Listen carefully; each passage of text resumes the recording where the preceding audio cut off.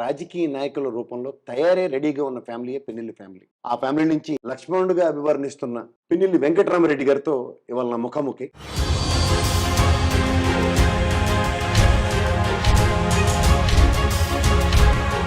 మీ రాజకీయ ప్రస్థానం ఎలా ఉండబోతోంది? రాజశేఖర రెడ్డి గారు కంటే ముందు కూడా మా బాబాయ్ సుందరాం రెడ్డి గారు రాజారెడ్డి గారితో ఆయనకు పరిచయం ఉన్నటువంటి పరిస్థితి.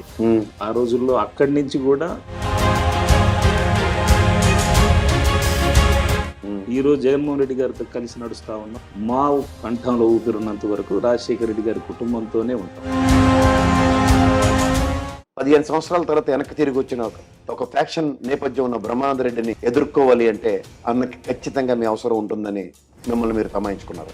బ్రహ్మానంద రెడ్డి అనేటటువంటి వ్యక్తిని మేము ఎప్పుడు కూడా మాకు ఒక ప్రత్యర్థిగా ఆ పార్టీకి సంబంధించి ఎవరు ఊహించుకోవట్లేదండి. బయట ఉన్నటువంటి వాళ్ళందరూ కూడా అతన్ని ఏదో పెద్ద ఈ నియోజకవర్గం ఎక్కువగా సఫర్ అవుతున్న దగ్గర ఈ ఐస్ టర్మ్స్ బట్టి కంటిన్యూస్ గా రామకృష్ణారెడ్డి గారు పరిరక్షిస్తున్న దాంట్లో మళ్ళీ అతని ఆగమం ఈసారి శాశ్వతంగా ఆపడానికైనా ఏనేదో వచ్చి ఆయన పబ్బం గడుపుకునే దానికోసం కొన్ని రేకెత్తించేటటువంటి అల్లర్లలో చిక్కునేదానికి రెడీగా ఎవరు లేరు. కాకపోతే ఇక్కడ జరిగేది ఏంటంటే ఓటు వేయడానికి రాలేదని చెప్పేసాను, ఓటు వేయదని చెప్పేసాను, చంపారు అని చెప్పేసి అని చెప్తాను. ఎంత నీచంగా ప్రవర్తిస్తున్నారని చెప్పానంటే గొడవలు, కట్టలు, కార్పణ్యాలు అనేటటువంటి పూర్తిగా రూపుమారుతున్నటువంటి పరిస్థితుల్లో మరలా ఈ దుర్మార్గుడు అనేటటువంటి వ్యక్తి ఒకడు నాచర్ నియోజకవర్గానికి వచ్చాడు. ఒక విజువలైజేషన్ తో ఆ నియోజకవర్గానికి ఇది చేస్తే ఐ క్రియేట్ మై మార్క్ అని చెప్పేది మీ మధ్యలో ఏమైనా ఉందా? ప్రజల అవసరాలకి నైసర్గిక రూపంలో ఏదైతే అవసరం దానిలోనే మన మార్పు ఉంటుంది. ఆయన ప్రజలకంత పంచి పెడుతున్నాడు, దోచి పెడుతున్నాడు అని చెప్పేసి అని అంటున్నారు. ఒక కుటుంబంలో ఉన్నటువంటి వాళ్ళకి వీటిని కనుక మనకి ఇబ్బంది లేదు అనేటటువంటిది వాళ్ళు బతకడం అనేది ఒక డెవలప్మెంట్ కాదంటారా? ఆపదలోనైనా సరే రాజకీయ నాయకుడు మనకి తోడు ఉన్నాడు అని చెప్పేసి అనేది మా అన్న జగన్మోహన్ రెడ్డి.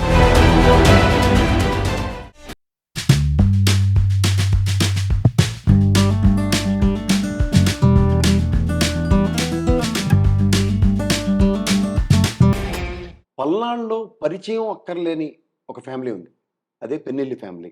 సుందరరామరెడ్డి గారు ఏ అంశంలో రాజకీయ అరంగేట్రం చేశారో తదనంతరం లక్ష్మారెడ్డి గారు, తర్వాత పిన్నెల్లి రామకృష్ణారెడ్డి గారు. అదే రాజకీయ వారసత్వం రాజకీయ నాయకుల రూపంలో తయారే రెడీగా ఉన్న ఫ్యామిలీయే పిన్నెల్లి ఫ్యామిలీ. ఆ ఫ్యామిలీ నుంచి లక్ష్మణుడిగా అభివర్ణిస్తున్న పిన్నెల్లి వెంకటరామరెడ్డి గారితో ఇవాళ నా ముఖాముఖి. నమస్తే అండి. వెంకటరామరెడ్డి గారి యొక్క రాజకీయ అరంగేట్రం అనే దానికన్నా రాజకీయాలు అన్నదాన్ని పూర్తిగా ఆకలించుకున్న ఫ్యామిలీ.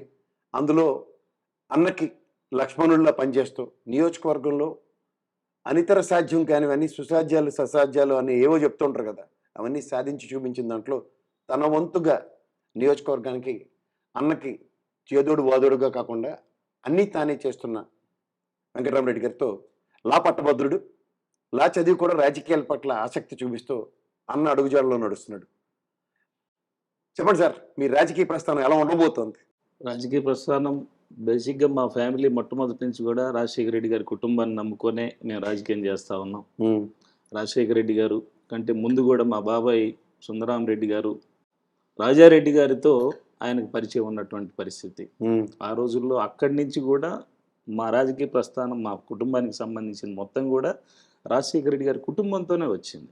ఈరోజు జగన్మోహన్ రెడ్డి గారితో కలిసి నడుస్తూ ఉన్నాం. మా గొంతులో ఊపిరి ఉన్నంత వరకు, కంఠంలో ఊపిరి ఉన్నంత వరకు రాజశేఖర రెడ్డి గారి కుటుంబంతోనే ఉంటాం. Very good. ఆయనతోనే నడుస్తాం. మరి అదే రాజశేఖర రెడ్డి గారు అబ్బాయి అయిన జగన్మోహన్ రెడ్డి గారు ముఖ్యమంత్రి గారు మీకు అర్థంకి ఆఫర్ ఇస్తే కొన్ని ఆర్థికపరమైనటువంటి పరిస్థితులు మనం కూడా చేసుకోవాలి. రాజశేఖర రెడ్డి గారి దృఢ సంకల్పం ఎలాంటిదో అంతకంటే ధీటైనది, అంతకంటే బలమైనది జగన్మోహన్ రెడ్డి గారి మనస్తత్వం.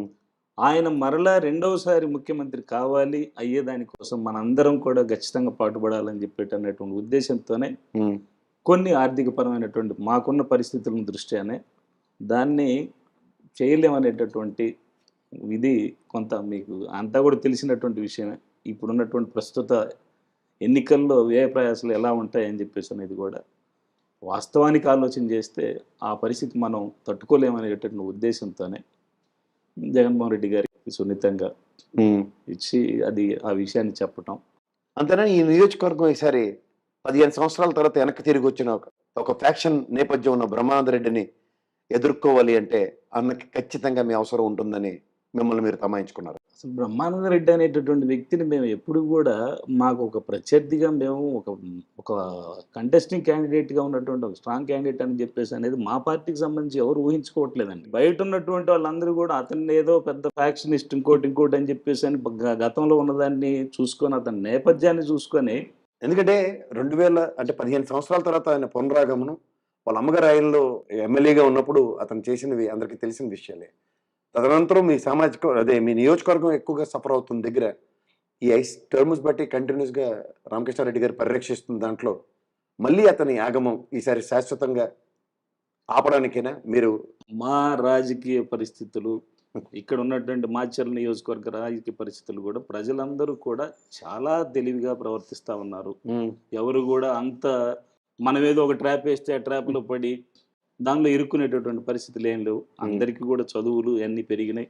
ఏనేదో వచ్చి ఆయన పబ్బం గడుపుకునే దానికోసం కొన్ని రేకెత్తించేటటువంటి అల్లర్లలో చిక్కునేదానికి రెడీగా ఎవరు లేరు.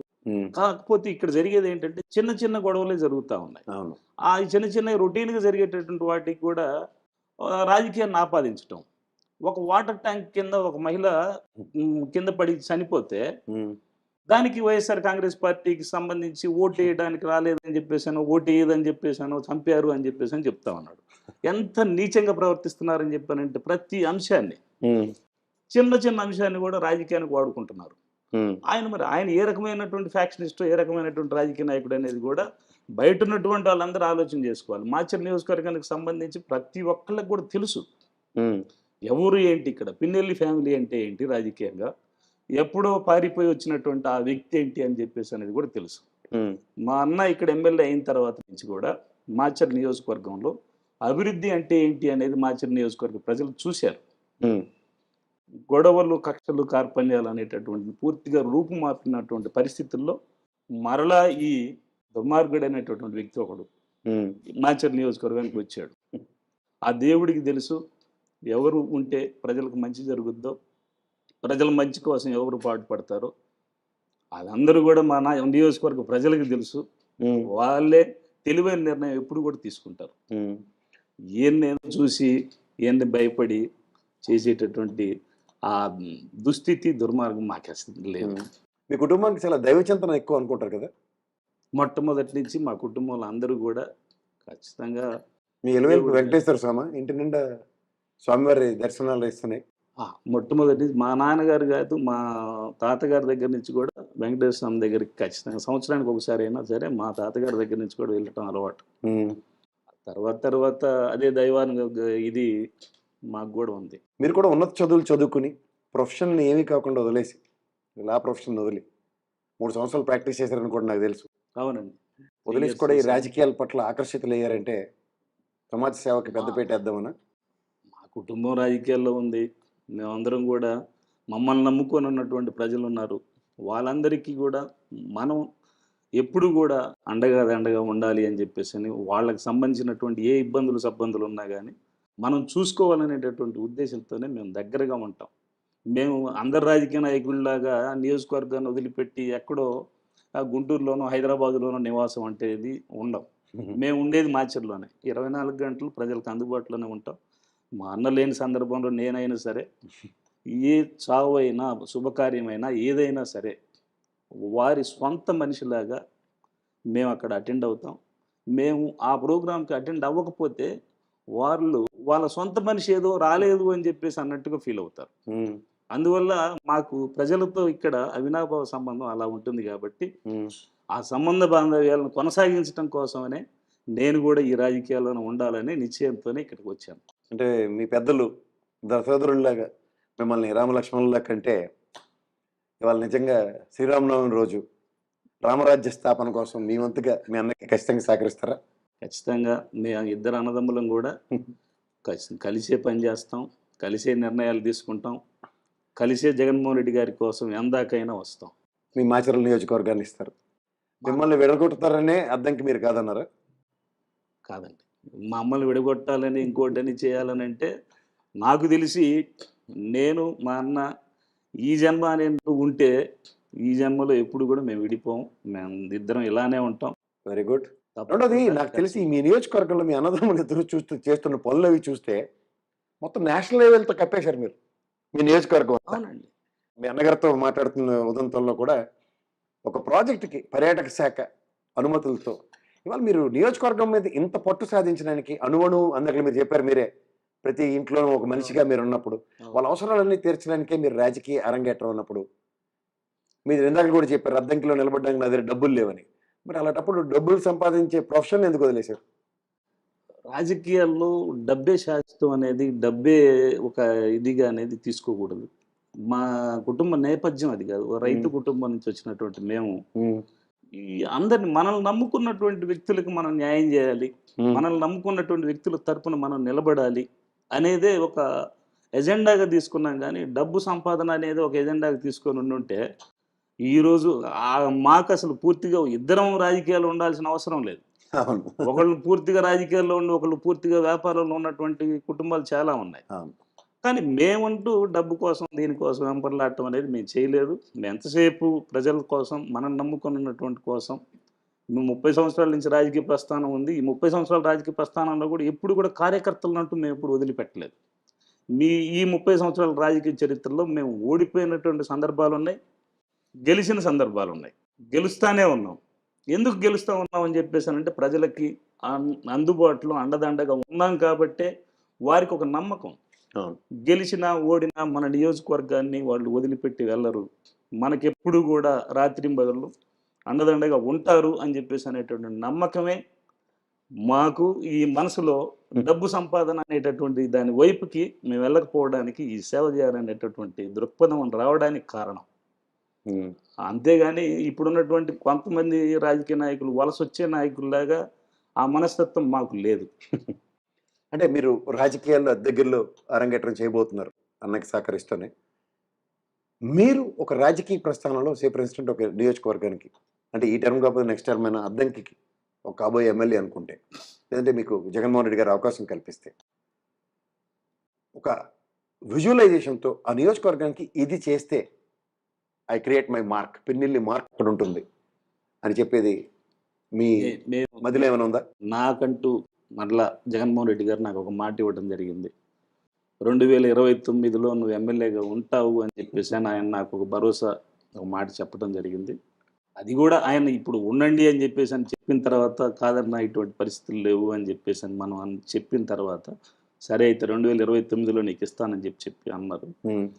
దీనివల్ల ప్రత్యేకమైనటువంటి ఎజెండా అంటూ ఏముండదు. ప్రజల అవసరాలకి ఏదైతే అక్కడ ఉన్నటువంటి నైసర్గిక రూపంలో ఏదైతే అవసరం, అది వాళ్ళకి చేయాలి. ఓకే. దానిలోనే మన మార్పు ఉంటది. హ్మ్. వాళ్ళ అవసరాలను తీరిస్తేనే. ఇప్పుడు ఈ జగన్మోహన్ రెడ్డి గారు చేస్తున్నదేంటి? ఆయన ప్రజలకంత పంచిపెడుతున్నాడు, దోచిపెడుతున్నాడు అని చెప్పేసి అంటున్నారు.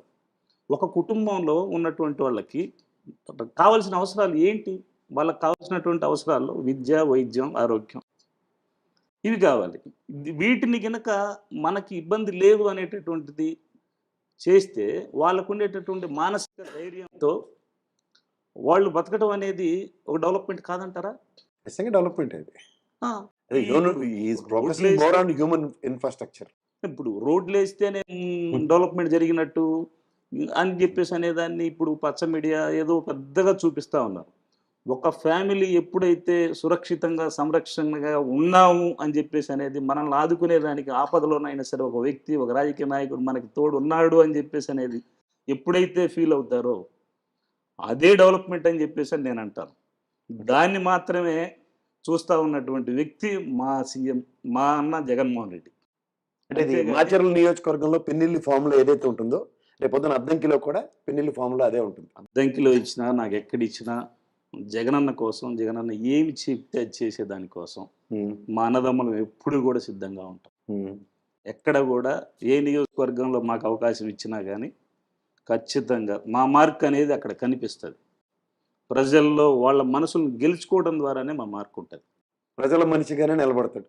ఖచ్చితంగా. వెంకటరామిరెడ్డి ఏ నియోజకవర్గంకెళ్ళినా మాచర్లలో ఉన్న పిన్నెల్లి రామకృష్ణారెడ్డి గారు ఎలా ప్రజల మనిషి, ఇక లక్ష్మణుడిగా ప్రజల్లోకి చొచ్చుకెళ్ళిన ఇదే ఉదంతాన్ని ఏ నియోజకవర్గంకి వెళ్ళినా అది ఏ చేస్తారు. నియోజకవర్గానికి వెళ్ళినా వాళ్ళకి అవసరాలకి ఆపదలకి అండదండగా ఉంటాను.